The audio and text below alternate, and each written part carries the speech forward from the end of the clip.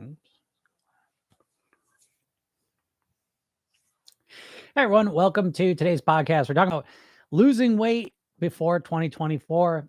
At this moment in time, it is just about the beginning of October, and that gives us about 2.5, 3 months left before it's the new year. And this is the sweetest time of the year to focus on your weight loss. And it's a time a lot of people overlook. And the reason why is that you don't have to lose a lot of weight. Okay. What you want to do at the very least is really start to optimize your weight loss strategies in a way that's sustainable. And this is the perfect time to do it. It's estimated that on average, people will put a pound, 2 pounds on during the holidays, and which isn't that much. But what happens is it consistently stacks up year after year. So what you can do here in a very relatively easy way is to start focusing on your weight loss and what you're going to do for the rest of the year, so that, again, you lose some weight and you go into the holidays with that momentum. And even if you enjoy your holidays, go to holiday mode for a little while, you move into the new year with all that momentum behind you. Do not wait until January 1st to say, okay, now I'm going to do it. You've got to stop doing that, right? It's too hard. It's kind of this cold start. You know what I mean? Like where you're completely cold and you just think you're going to January 1st be perfect. Instead, start now. Start now. And again, this is why I was kind of everything earlier. I know everyone wants to get fast weight loss, but this is an opportunity for you to say, let me get Midland weight loss by doing Midland things. Let me kind of just do some simple, easy things to get myself on the right track so that when the January 1st comes, I've got some of this momentum behind me. And what do I mean by momentum? I have figured out some strategies to deal with my nighttime eating. I've implemented some more healthy habits. I'm drinking more water. I'm going to bed a little earlier. I've started walking a little bit, whatever that may be for you. And as you start focusing on this way of looking at it, you start going into the holidays, really practicing a new way to approach your weight loss. And again, setting yourself up for success January 1st. So the 2024 becomes the year you truly, truly master your weight. But it starts now. There's almost no sense of you starting January 1st from a cold start where you're going to get better results than you've ever gotten in the last years you've tried that. Okay. So now's the chance. And what we do is if you can even just do a Midland amount of effort, you will probably avoid that holiday weight gain. Okay. And you'll go into the new year, down a number of pounds with enhanced strategies and habits already in place so that you can really, really succeed. So that's how I want you to think about this. And what are some little things you can do starting right now to help yourself make that happen, and focus on the little things. Again, this is an opportunity for not to do the all or nothing thing, but to do the all or something thing where you make small, simple, strategic, systematic changes to what you're doing so that it doesn't feel overwhelming, so that you can do it during the holidays, so that you can do it at this time of year. And if you never think about your weight loss at this time of year, there's an extra bonus to just allow yourself to associate this time of year with thinking about weight loss. Because a lot of times people start going to a trance right about now and just saying, oh, I'll pick it up in January 1st. You got to stop doing that. Okay. So even if you're not going to give it 100% effort, giving it 20% effort, 25, 30% effort is still going to be a transformational experience for you if you never think about weight loss during this time of year. All right. So give it some thoughts, think about some simple things you can do and start doing them. And I hope this helps you out. If anyone has any questions, feel free to ask them. Let's see what we got here. I saw someone has something, but I think it was an ad, like a spam ad. Go to Shein and type in the search bar for $200. Nicole, I don't know if I believe that, folks. Maybe it's $2 off if you spend $3,000 or something. I never believe those things, right?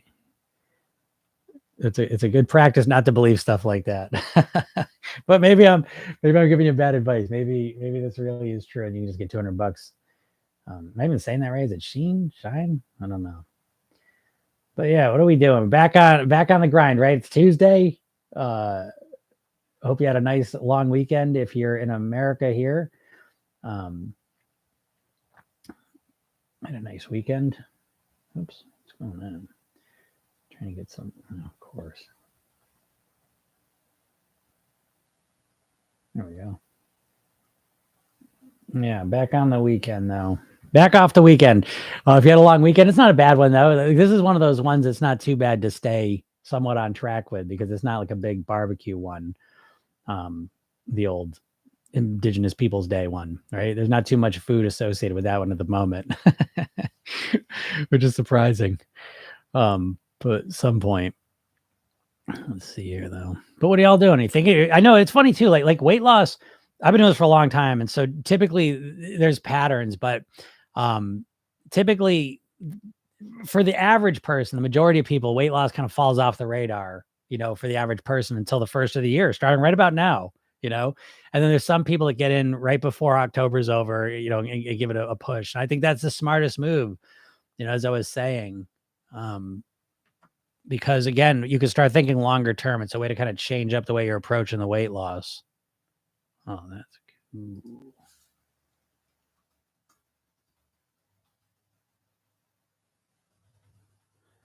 But what are you guys doing? Are you thinking about weight loss? You do anything? Today's Tuesday too, so I always think that's interesting. It's a good opportunity to, get back on track if you're so inclined. Are you so inclined? I don't know. Sometimes people, when it comes like a week like this week when there's a holiday can sometimes throw people off, right? Because you're just used to starting on Mondays, right? And so if all of a sudden it's there's a holiday on the Monday, it's like, well, I can't start on a holiday, so I'll have to start Tuesday. And then Tuesday comes and you're like, well, it's Tuesday. Well, I'll just wait till next Monday. But then next Monday is gonna come. And then it's gonna be like, well, there's Halloween candy everywhere. I can't start losing weight if there's Halloween candy, right? I can't start a diet if I'm eating candy, right? Because if I'm gonna start a diet, it's gotta be 100% perfect. So that's what happens though. You know what I mean? Like that's why I love my favorite days again. I always say this, but Sundays and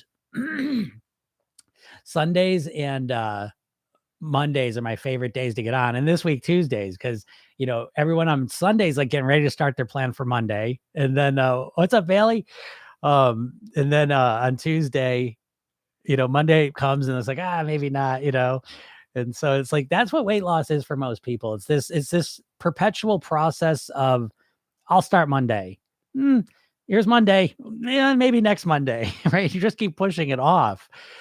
You've probably been pushing it off for weeks now, months now, maybe years, right? And you tend to think like, well, it's because I'm don't have willpower, I'm lazy or whatever. But I tend to look at it like the big problem is that your weight loss plan sucks and you don't want to do it. And so that's the problem. I could always joke, and you'll know some of the people know me, know what I'm about to say, but Program Yourself Thin is probably the only weight loss program anyone would start on a Friday, and I think that's so funny. But that's a good sign though. You know what I mean? That's a litmus test for next time you start, like you genuinely like start approaching your weight loss seriously, make sure it's a plan you could start on a Friday, right? Because if you're like, I would never start on a Friday, then that's a plan you're not going to stick with. What's the point? So anyways, Jasmine says, hi, Jim. Do you have any more examples of what triggers are? You said about eating at night, etc. Oh, yeah. Eating triggers can be anything. The big ones are location, right? The place that you're in, environment. But environment can be broken down. So we'll say location, people, right? There's certain people trigger you to overeat. No people around, right? All of a sudden you're alone, right? That's my trigger to overeat. Time of day, time of evening, right? That's a trigger a lot of times. You'll notice, right? If you start paying attention to your eating, you're going to start to notice that it's very, very pattern oriented.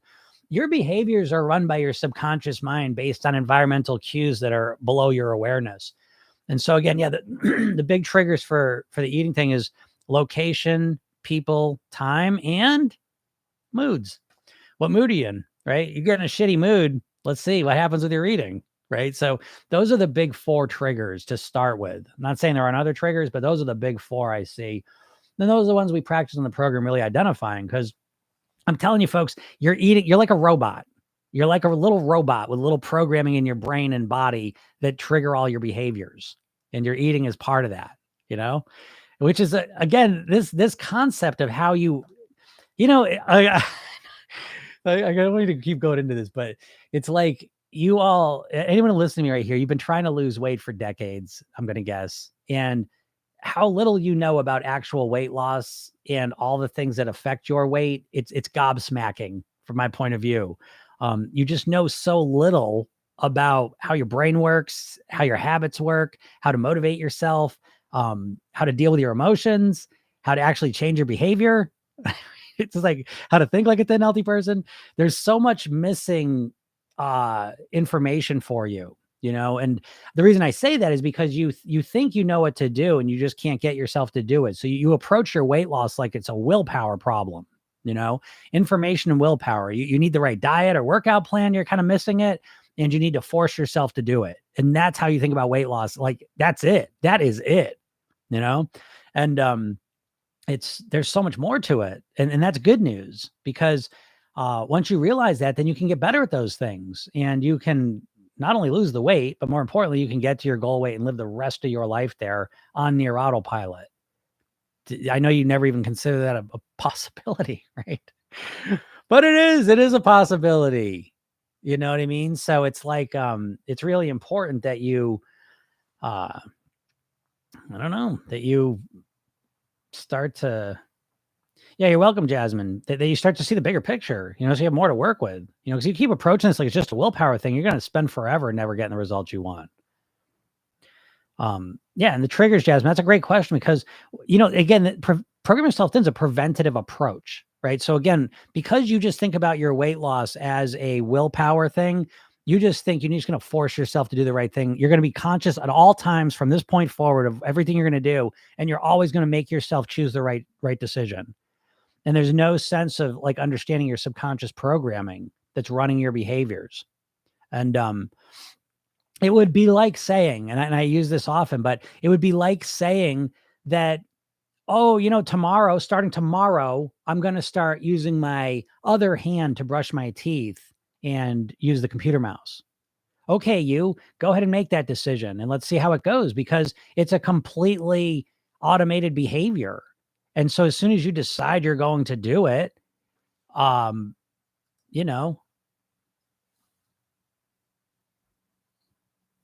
as soon as you decide you're going to do it, doesn't mean shit. You don't have the programming. You don't have the programming to brush your teeth with your hand, or to write with the other hand, or to use a computer mouse with your hand. You don't have that programming. So decide a way.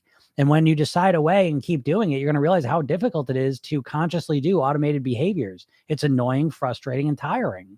And that's just, and using a computer mouse and brushing your teeth is easy work compared to changing all of your eating starting today, So again, I say this stuff to you because I know you feel apathetic and discouraged and mad and frustrated with yourself because you can't lose the weight. And you're just completely missing the whole point, And so that's why I do this every day. Jasmine said, I've been listening to your podcast. Amazing. So I'm trying to figure out where I fail and why. Yeah. I'll say this, Jasmine, I wouldn't even look at it as failing. I would look at it as like, you have programs to overeat, right? So what's the average program a person has? Okay, it's 8:00 at night. You sit on the sofa and you eat ice cream or cookies or chips or whatever and watch TV. And let's just say you've been doing that, that's 5 years. So that's an automated behavior you got programmed into your subconscious mind. Okay.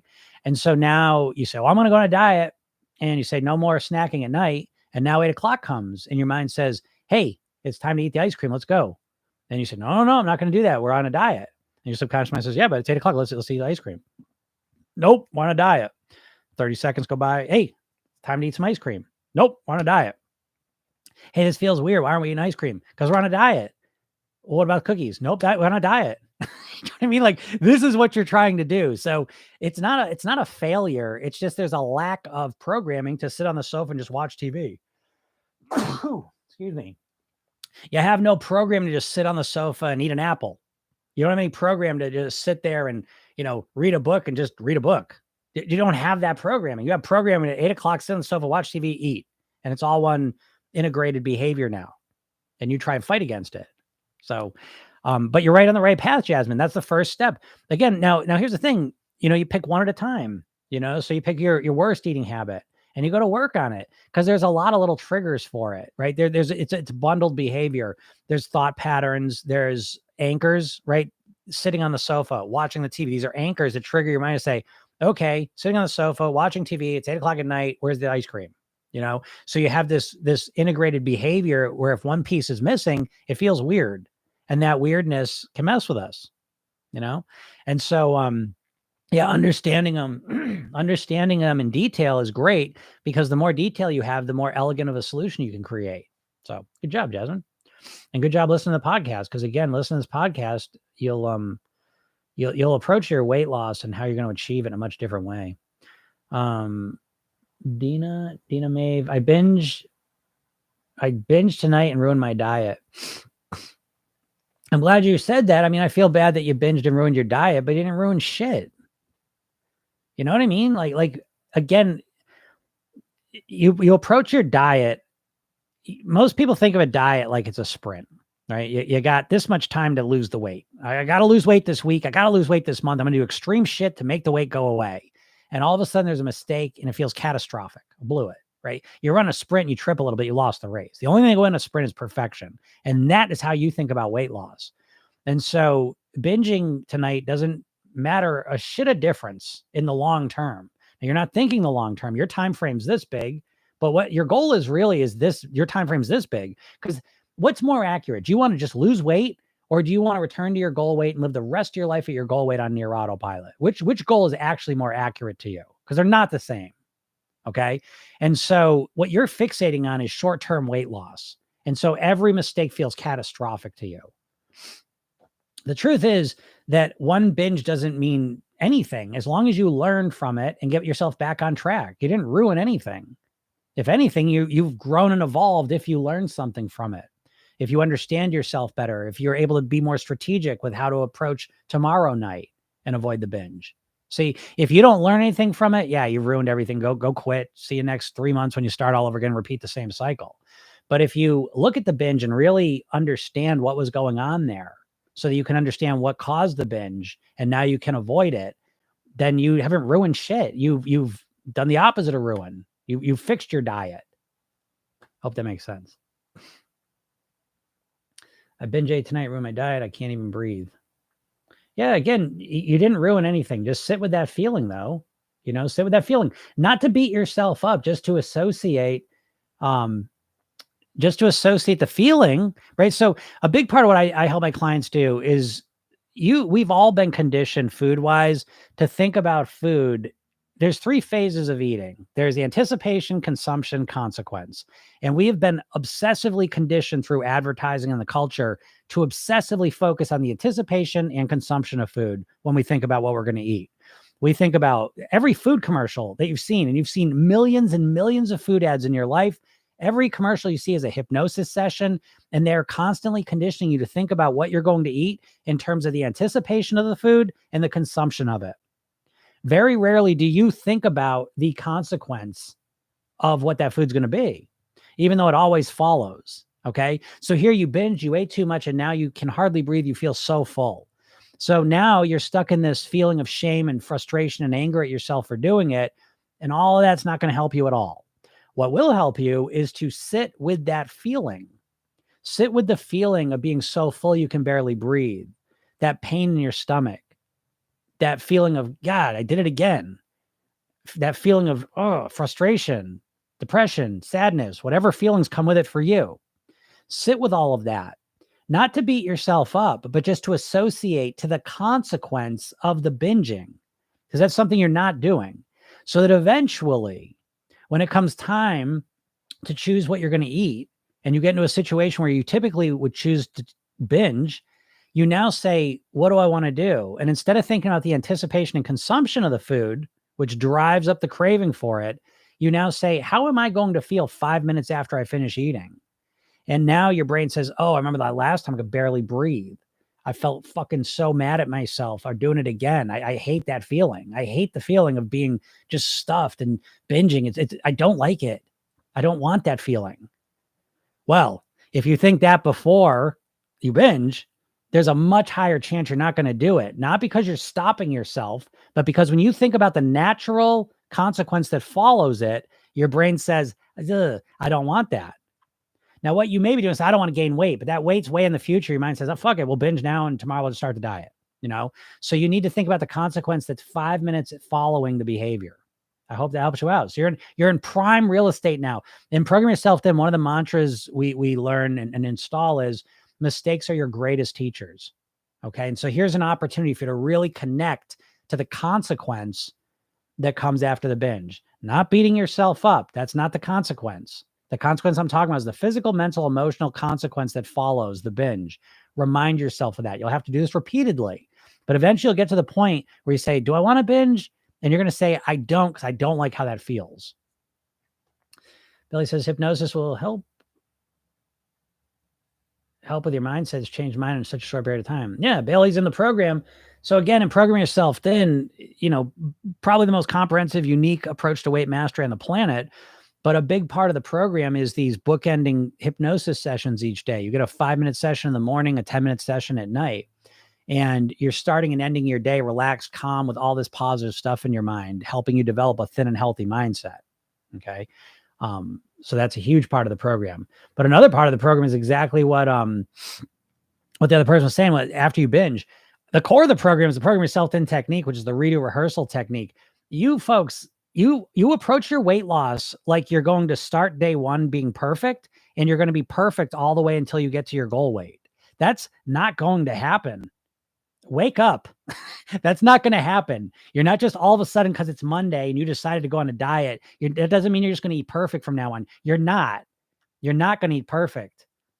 So if you really understand that and realize that, what's the next step? You can't be fucking perfect. Okay. It's not even an option. It's not on the menu. You're not going to be perfect. That's not a bad thing. So if you're not going to be perfect, what do we do now? Oh, the diet's going to be tough to do because, right, because it really hinges on being perfect. So what do? Well, we come up with a strategy to learn from our mistakes quickly and get ourselves back on track fast. That's the most important skill of mastering your weight, not being perfect. How you doing, Don?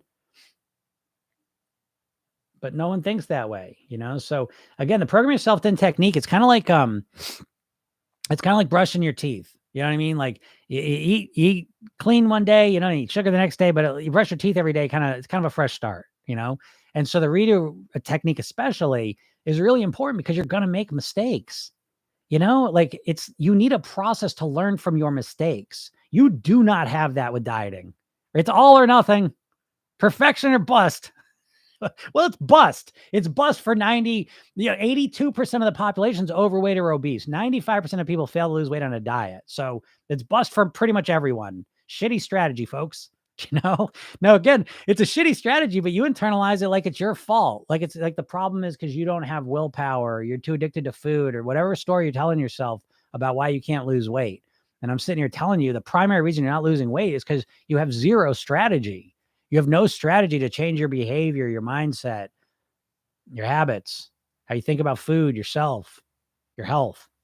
It's just you, like, just give me the new diet. The diet's changed, but you stay the same. Why would the diet be any different? What diet's going to be different for you? Oh my God, Don, I bet, right? Yeah. Don's like, I can no longer hear my girlfriends with on and off weekly discussions. I know. It's like again, I'm not busting your chops, people, because I know you're conditioned. We've all been conditioned to think like dieters in this society. Millions of ads always causing us to think like dieters. And so it's hard to break free of that.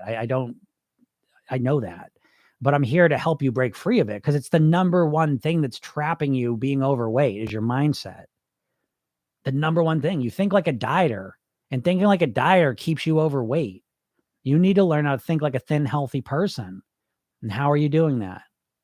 How are you learning to think like a thin, healthy person? Where are you getting the support for that?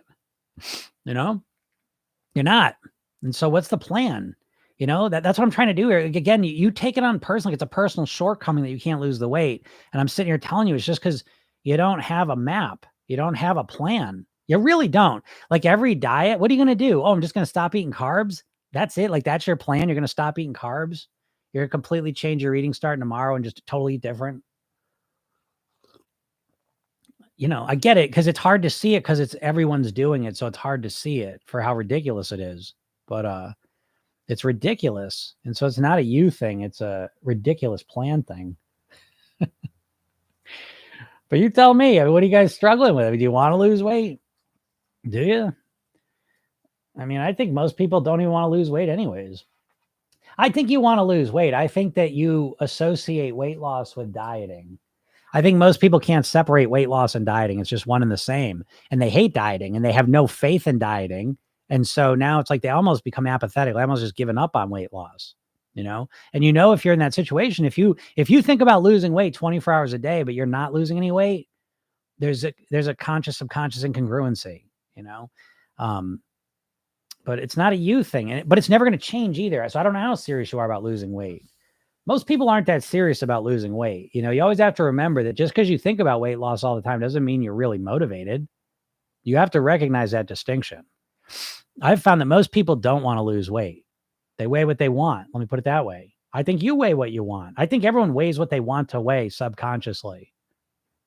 You're in control of how much food you put in your mouth. At the end of the day, I'm simplifying the whole process, but I mean, at the end of the day, it comes down to how much calories you're putting in your body on average. And I think most people don't want to lose weight. I think they want to lose. Let me put it this way. They want to lose weight, but they want to eat the food more. Let's put it that way. Right. And I think that's probably most people. And so if that's the case, the diet's never going to work because there's this deeper problem that's there, And so this idea that some magical diet's going to come around the corner and fix everything, or that some Monday's going to roll around and you're just going to be able to follow your keto plan perfectly, like it doesn't make any sense. We need to have a more robust, comprehensive approach, I think. But what do you think? Do you guys want to lose weight? Imagine that, though. Imagine if you could lose weight and it could be easy and enjoyable and you could master your weight. Yeah, understand this one. How about this one? You guys never even consider this possibility that you could return back to your goal weight and live there for the rest of your life on near autopilot. It's practically automatic. You know how your overweight weight is automatic, right? You're doing everything in your power. You think about constantly changing, lowering that weight, but you keep staying at that overweight weight, right? But imagine if that instead of the overweight weight, you were stuck at your goal weight. And it's just what you did and kind of how you were, just kept at your goal weight. So that you not just lost the weight. You got to get past that. The weight loss is just a phase. It's just a temporary thing.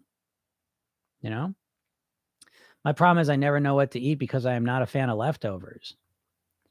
Well, Deb, I mean, if that's the problem, then you go to work on it. Who gives a shit? I hate leftovers. I never eat leftovers. Why? How come that's not a problem for me? Because I have another alternative. I eat salads. So maybe the problem is, now listen, this is a common thing. This is a big thing, right? If you're raised and it's then there is something literally biological about us to just waste food. It's hardwired into us to eat everything in front of us when we can. That's hardwired in. And then there's cultural conditioning on top of that. But now, Deb, you've got the answer. So you either say, okay, I'm going to eat leftovers, or you do what I do. And I say, I don't eat leftovers. I don't eat leftovers because I eat a salad every day for lunch. So there's no room for me to eat leftovers. And I'm fine with that. I'll give them away. I'll throw them out. Oh, throw them out? Yeah. Doesn't feel good to throw it out, but I've made a big boy decision. I don't want to eat them. So probably what's happened, Deb, is you're probably incongruent, right? You don't want to eat the leftovers, but now you feel some weird guilt that you should eat them. So how do we fix that? Well, you could make less food when you make it. You could have leftovers and donate them to someone. You could take the leftovers and just throw them out. I know that doesn't feel good. It may not feel good, but again, so much of Program Yourself Thin is about recognizing the subtle little things that are making us incongruent. Okay. So this is a perfect example of that. You probably associate throwing out leftovers as wasteful. There's people starving and I'm throwing things out. It makes me feel like a bad person to throw out food. Right. So you might have that feeling subconsciously. And what's that feeling doing? It's causing me to eat 800 calories more at lunch than I would have eaten if I didn't have the leftovers. Well, I've gotten to the point personally where I say, I don't give a fuck. I don't care. I'm not going to be guilted into anything. I'll do my best not to have leftovers, but if leftovers show up, I'm not eating them because I ate a salad for lunch. I'm not going to feel guilty that I don't eat the leftovers. I'm not saying, I don't feel good saying that. I'm not proud of myself when I say it. I feel like I'm saying something wrong, but I still have internalized that. I don't give a shit. I'm not eating leftovers. So these are some of the things you got to do. I'll give another example. Sometimes, now this doesn't really happen so much anymore, but my mom, she has over dinner and, part of her is like, oh, here's the desserts, here's the desserts. And it's like, well, if I keep, if I feel guilty and I eat them, she's going to keep doing it. So eventually I get to the point, I don't want dessert. Well, I said that a bunch of times. She kept making it because I kept eating it. So eventually I said, you know what? I'm not eating it. And I sit there and watch the dessert. Just do what you want with it. I don't give a shit. I'm not taking responsibility for this. So this is a really important conversation to have because there's so many little subtle emotions that are driving our behaviors. And this is one of them. So I'm glad you said that, Deb. But take that out. Remember, Deb, this is the part of the program, right? Come on. We take these little things and they're in the back of our minds just kind of running us. Oh, I feel guilty throwing out leftovers. I wouldn't even eat this if it wasn't leftover. I feel bad getting rid of them. We got to take that out and say, okay, wait a second. What's more important to me, these leftovers and eating them or my weight? And make the decision clear-minded, clear-headed. Then either eat all the leftovers and don't, this is what I do. When there's leftovers, I never throw them out. I always eat them. And I'm overweight because of it, but at least I feel like a good person who's not wasting food. Or I don't give a shit about the leftovers. I'm not eating them. I want to weigh what I want to weigh. This program finally gave me hope that I can do it. Yeah, that's awesome. And you will do it, Bayla. And I'm excited to see you on the coaching call. Yeah, you can definitely do this. How you doing, Sophie? It's okay, in my opinion, to throw away leftovers if I'm not excited to have them. I feel the same way. So much of my weight mastery, a big part of it was really, how do I interact with other people? Because for me, in my reality, food was love. And people I loved showed their love to me through food. And so all of a sudden, when I'm not eating like them or not eating the foods they prepared for me, it was a very difficult time to go through. But it brought me out to the other side where I'm not letting people's the thoughts about what I should do dictate my weight and my health. It's a crazy world. I will tell you, my father died of a heart attack at 54. I was 9 years old. Swore I was never going to go down that path. 10 years later, I'm 50 pounds heavier, getting ready to go right down the same path. And things changed for me. I'm not going to go into the details of that right now, but that's why I'm here, right? I dropped the 50 pounds. I changed how I ate. And instead of people encouraging me on, a lot of the people that watched what happened to my father and what happened to us were giving me shit about eating healthier. And so it was hard at the time, but I would not trade it for the world because it was very obvious to me. A lot of times these things are very subtle and we don't recognize them. This I recognize. And I said, I don't give a fuck. If I have to be overweight and unhealthy for you to feel love for me or for me to show love by eating that food, then that I'm not doing that. And so I'm not doing it.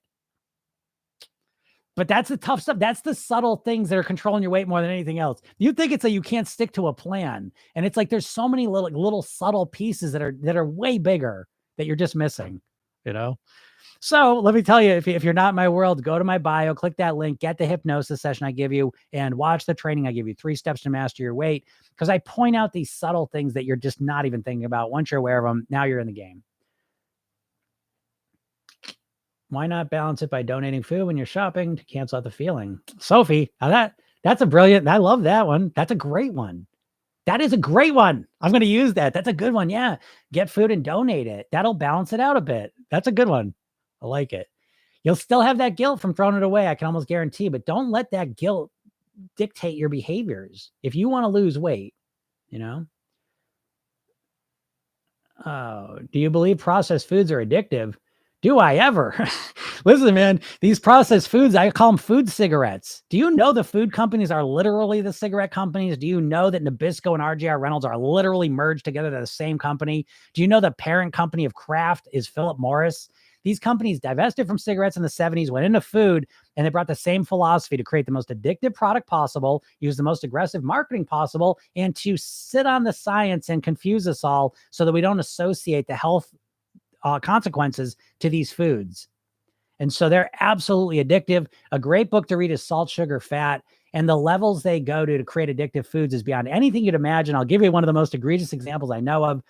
Ben and Jerry's ice cream. Again, I know deep in your mind, you're thinking it's 2 hippies in the cabin in the woods up in Vermont, slaving away on different ice cream recipes. Not anymore. What it is they put people into an fMRI machine that scans their brain real time, and they drip different ice cream solutions on their tongue to see which solutions light up their pleasure centers the most. So do I think that processed foods are addictive? I think they are 100% addictive. And I think in our lives, we're going to see a time when there are going to be warning labels on foods, just like they put them on cigarettes, because weight is the #1 cause of preventable death.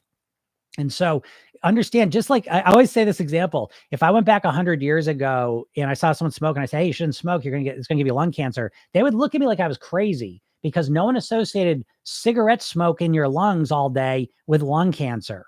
And we had to be educated about that. Okay. The same thing's going on with food. I mean, we just accept type 2 diabetes like it's just part of growing older. We have been constantly our whole lives conditioned to minimize the damage and effects that these foods have on our bodies, our lifespan, our quality of life, our freedom, our independence, our mobility, all of these things. So absolutely, I believe that. So he says that must have really affected you, but good for you to hold strong. It did affect me. But again, one thing it did teach me is, and here's another one, is that when you start becoming healthier and eating better and losing weight, the people that you're closest to, a lot of times they're not going to support you. It's not because they don't want you to succeed.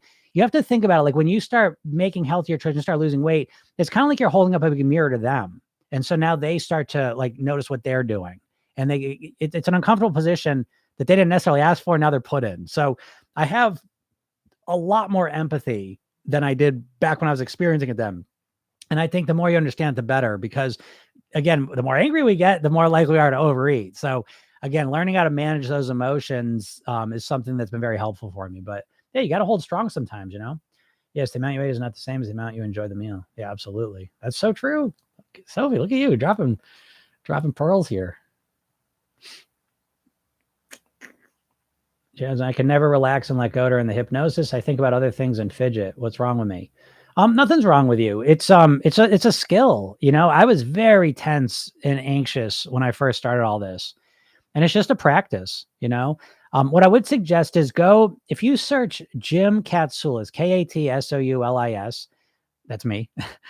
If you search that in SoundCloud, I have like 20 sessions there. And what I would suggest for you to listen to is the progressive relaxation one, and realize that it's a practice. It's something you get better at the more you practice it. But that one's a good one to do because it's going to, like, once you get better at relaxing, the hypnosis becomes a lot more effective and powerful. But go find that progressive relaxation one. I think Americans need to move more food regulations. Oh yeah, there's no doubt. And adopt EU rules. Yeah, probably. In the EU, they have to prove it's safe, not prove it's unsafe. Yeah, okay, that's interesting. Yeah, I mean, yeah, it's the whole food thing here in the world is crazy. Is fasting effective for what? Losing weight? Is fasting effective for losing weight? Well, you know, I'm glad you asked that question. I get asked this all the time. You know, it really depends. It depends on the person. You know, what works for you may not work for another person. What really matters is figuring out what works for you. And so I think, you know, the top 2 diets right now are intermittent fasting and keto, which it's just so funny, you know, because at the end of the day, so wait, is fasting effective? Just yes, I like fasting, but I call it nighttime fasting. You don't have to fast for 16 hours. There's no magic happening the last 2-3 hours. It's just a strategy to compress your eating primarily into a smaller window, which means you'll probably consume less. But there's no magic to going in ketosis, to going intermittent fasting for all those things, you know. And it's like we've been conditioned to think about our weight loss tactically. You know, like every diet is one tactic, like keto. Oh, just stop eating carbs. Intermittent fasting, just stop eating for 16 hours. Weight Watchers, just count your points. Every diet's one tactic. I can promise you there's no one tactic that's going to get the results that you're imagining in your mind. You need a holistic, comprehensive approach to mastering your weight. And the diet idea of just like changing like one thing in your diet is never going to do it. You should customize a plan that works for you. So it's like, if you like fasting, knock yourself out. Okay. If you hate fasting for 16 hours, then you don't have to do that. Do you know what I mean? Like start building your plan around you, as opposed to trying to force yourself to follow some plan that you've never met the person's never met you, and they're going to tell you how to eat forever. It's so goofy. Like, would you let me tell you what movies to watch, what music to listen to, what clothes to wear, but you're going to let me tell you how you're going to eat for the rest of your life? It's so silly. And it just really highlights the level of desperation and lack of thought that people are utilizing with their weight loss, you know? And it's crazy. You're literally in a trance. When a dieter asks me, oh, do you think I could be hypnotized? Are you kidding me? If you're a dieter, you're the most hypnotized person on the planet. Think about it. Think about it, right? You think like a diet. You can't even stop thinking like a diet. You can't think about weight loss any other way. To the point, like how many times you fucking tried keto? Well, I see. What's that say? I tried keto, but felt so burdened that I gained weight. Yeah, sure. But it's like the people that have tried keto for the 50th time, like what? What are you doing? What are you doing? If you've tried something 50 times and it hasn't worked, why would the 51st time? Now, again, I'm not saying if every time you try something a little different, you keep tweaking and optimizing and learning from the last time, that's different. But if every time it's okay, tomorrow's Monday, I'm going to try and stop eating carbs, I'm going to try and go into ketosis again. Oh my God, please stop. Because what you're doing is you're on this hamster wheel. Okay. So like, imagine to run a lap around a track, right? And it's like you with your diet, it's like you're running from the start to 10 feet down the road, down the track. And then you get tired and then you just start over again. You're just running that same 10 feet in the beginning. You never get past a couple days, a couple weeks. That's why I say you've got to upgrade your goal. Stop with the fucking weight loss. You don't want to lose weight. You've all lost weight before and put it back on. Are you happy you lost weight? Or are you pissed that you put it back on? Your focus is completely wrong. Stop focusing on the weight loss and start focusing on getting back to your goal weight and living at your goal weight for the rest of your life on near autopilot. The strategies you use to lose weight fast and the strategies you use to stay at your goal weight for the rest of your life are two completely different strategies.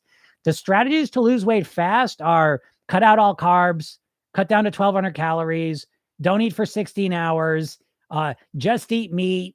I mean, just eat 1,200 calories. This is the shit to lose weight really fast for a little bit. But wait a second, is it fast weight loss? Because let's just pick the queen of all diet fast weight loss approaches, water fasting. Let's say you water fast for the next 30 days and lose 25 pounds. Fast weight loss, right? But what if you start eating the next month and put all 25 pounds back on? Is that fast weight loss or is that no weight loss? Now, let's say you do something small, smart, strategic, and systematic that's easy and that you can keep up forever. And you do that and you lose 4 pounds this month.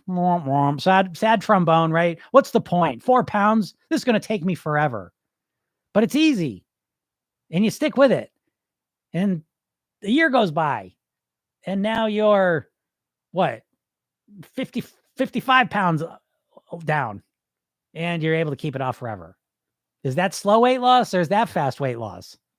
Do you know what I mean? Your brain has been turned inside out by the diets. You know what I mean? So he says, I'm not going to lie. I feel like subconsciously I don't want to lose weight because it's a protection in a way. Hey, Sophie. All right. Yes, you absolutely. So that's why I said that earlier. Folks, you all weigh what you want to weigh subconsciously. You weigh what you want to weigh subconsciously. Stop trying to lose weight. You don't want to lose weight. You want to weigh exactly what you weigh subconsciously. Do you not believe that? You're right, Sophie. A lot of women feel like the weight's protective in a way. A lot of guys do. I'll tell you, one of the hardest parts of losing the weight was me to think of myself as I'm going to be this small guy. I'm a smaller guy. I'm not as big and muscular as a lot of other guys. I feel like I'm nervous. I'm not tough. I'm not macho. There was all this shit rolled up into it. And that's me as a guy. And women have a lot of experiences even worse. So a lot of women walking around with the weight as a protection. Do you not think that, folks? I can tell you, I've done over 5,000 private weight loss sessions. That's the most common woman reason to want to be overweight. They've been assaulted. They've had to deal with men's bullshit. And they keep the weight on as a way to protect themselves and avoid all that shit. And there's always you do what you want to do. But you're right, Sophie.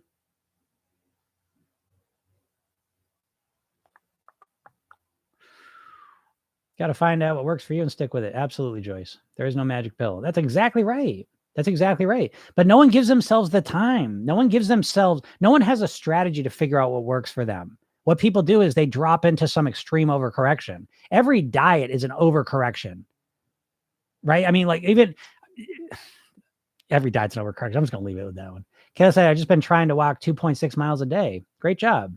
I would take that just and send that to the moon. I would take trying out too. Trying, remember that your subconscious mind is very literal.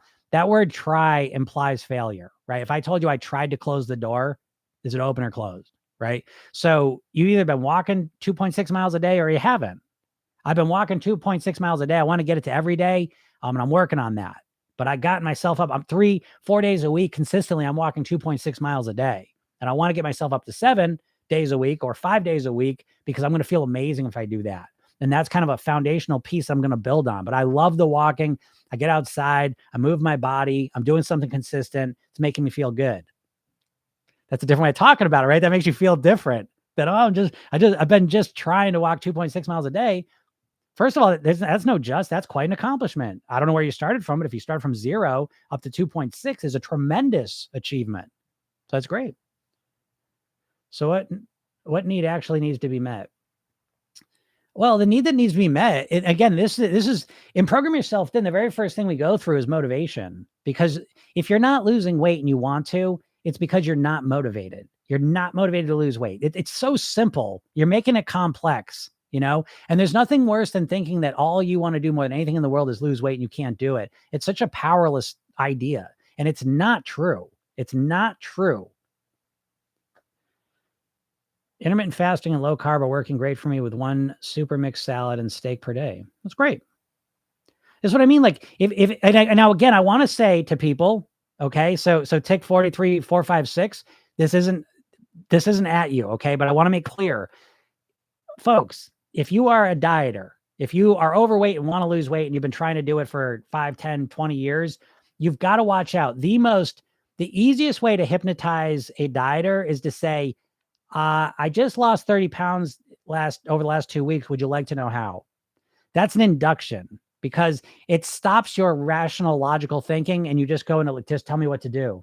You've got to stop doing that. Don't be impressed by how fast someone has lost weight. And I know it's hard to do that. When you hear someone says, oh, it's been working great for me. I've been doing keto and I lost 30 pounds this month. Okay. When I hear that, I say, how long have you been doing that for? That's what I'm concerned with. How long? Program Yourself Thin is built on the shoulders of people that have lost weight and kept it off for at least 2 years.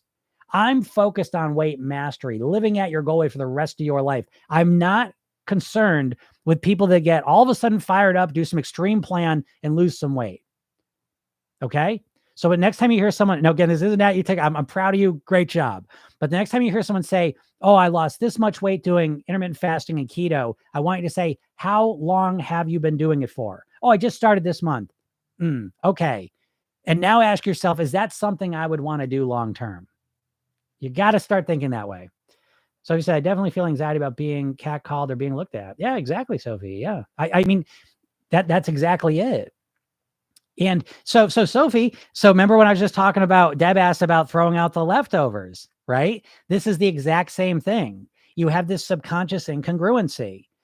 Listen, folks, all of you, I don't know you, and I know this. You consciously, logically want to lose weight more than anything in the world, and you subconsciously weigh exactly what you want to weigh. And so for Sophie, it's like, I want to lose weight consciously, subconsciously. If I lose weight, I'm going to be in danger for men, or I'm going to be uncomfortable. It's going to be awkward. I don't want to deal with that. So I'll just stick with what I'm dealing with here. And you're stuck in this trap. And so you have to come to a point that says, I don't want to be catcalled, so I'm going to stay overweight. That's my strategy. I'm going to rely on to not be catcalled to avoid attention from men. Consciously, you make this decision through and through. Or you say, you know what? I'm going to find other ways to deal with the catcalling. And I'm going to find other ways to keep myself safe. I am not going to allow men to control my weight and my health and ultimately my lifespan. I am going to weigh what I want to weigh, and I'm going to figure out other strategies to deal with this. I'm not saying it's easy. I'm not trying to say like, oh, there's just some simple strategy, but you're never thinking in this way either. So you're never even on a path to figure out what the strategy is. And that strategy is going to make all the difference in the world for you.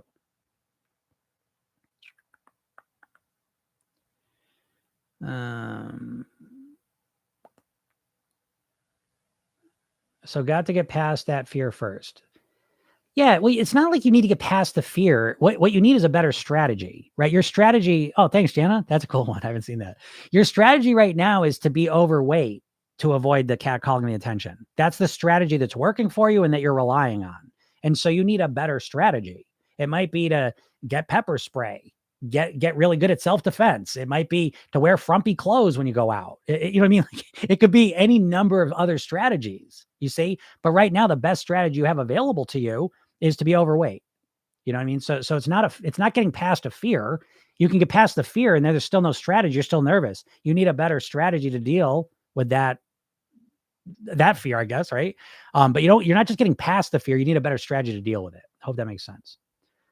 You've been walking so much. Well done. Yes. Hey, Mary, I agree with you about it's all mindset. Yeah, absolutely. Absolutely. My motivation was diagnosis of diabetes. That's a great motivation. And again, I got to get out of here in a second. Because I have a coaching call coming up. Again, if you guys want to work with me, you can work with me in my program.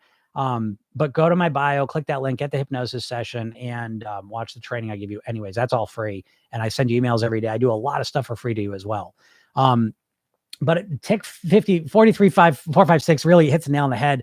This is the secret. You need better motivation. Your motivation sucks right now, folks, because you just want to look better. And you've been conditioned to think that way. Every diet ad you've seen is a before and after picture, how long it took to get there. And so you think about weight loss as the motivation. I just want to look better. Wanting to look better is the shittiest form of motivation. It's literally called an extrinsic motivator. It's the weakest form of motivation.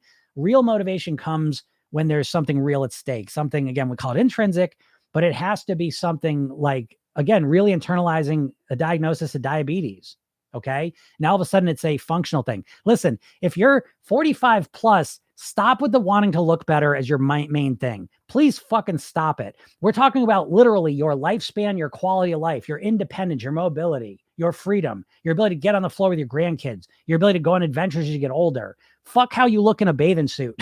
I'm joking. I want you to look good in a bathing suit too, but it's not enough motivation. You need to internalize this. Your weight is going to dictate how well your knees hold up, your hips hold up, your diabetes, if you have feet, you know what I mean? Like it's literally everything in your life is going to be impacted by your weight, your health, the foods you're eating, and your lifestyle. So upgrade that motivation. It's not hard. You've just been conditioned to think about your motivation very superficially. I just want to look better. That ain't enough. Okay. I binged for a month and feel awful. How do I recover after dieting for a year and losing the weight? Sarah, I know. And you're the reason, you are exactly the reason I do these for free every day, because I know people are so motivated, taking so much action, but you get the shittiest strategy in the world, which is dieting. And there's always this blowback effect. I wish I had time to talk more about this. I mean, basically, I'll give you the shorthand version of when you binge, when you make a mistake, even if it lasts a month, is you learn from it. You know, what triggers most binges? The number one thing is over restricting. The second thing is emotional reasons. That is probably a little bit of both, but mostly you over restricted for a year dieting, and now there's a blowback for it. Now you binged for a month, and now you feel completely off track. So you're not off track, okay? You learn from that, and you get back on track, and you grow. I wish I could talk about this more, because I would love to. I'm so aware, but I keep on sabotaging myself. You're not sabotaging yourself, folks. You don't have the programming. You know, I would say, like, I don't know how to speak Chinese. Okay. But if I said, I wish I could just start speaking Chinese, like, am I sabotaging myself because I don't speak it? No, I don't know how to speak it. Like, I don't know how to do it. You do not know how to think like a thin and healthy person. You don't know how to live at your goal weight. You never focus on that ever. You have two mindsets, an overweight mindset and a dieter mindset. You just keep flip-flopping between them. And so there's no sabotaging going on. There's a complete lack of strategy to live at your goal weight, because you do not know how to think like a thin and healthy person, and you never learn that. I'm the opposite. I want to be catcalled and looked at. LOL. It's funny. But that's how it is. Everyone's different, though. You know what I mean? It's just that's how it is. Oh, you guys are so good. You got so good here, and I got to get out of here. Oh, man. I like your background. Yeah, thank you. I like that too. Skinny people don't diet. True story. True story. That's what I mean. Like, so that's the mindset you got to put your head in. And that's what we do in Program Yourself. Then I got to get out of here. I got a coaching call coming up, but thank you so much, guys. You guys are awesome. This was getting so good. I wish I could keep talking to you all, but I got to go. Again, go to my bio, click that link, get the hypnosis session, listen to the podcast. Podcast is Program Yourself. Then it's on all the main things, and it'll help you out. Okay. So have a great day, and we'll talk soon. Bye.